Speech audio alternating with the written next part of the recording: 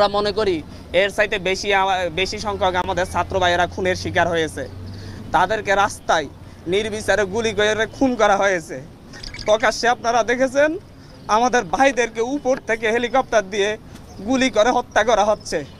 এ এক নির্মম অরাজকতা এই দেশে নেমে আসছে, যার পরিপ্রেক্ষিতে আমাদের সমন্বয়ক সহ ৬০ জন ভাইকে খুঁজে পাওয়া যাচ্ছে না। আসিফ মাহমুদ ভাই, আবু বাকের মজুমদার, আব্দুল কাদের এবং রশিদুল ইসলাম রিফাত, এদেরকে খুঁজে পাওয়া যাচ্ছে না। ওদের বাবা মা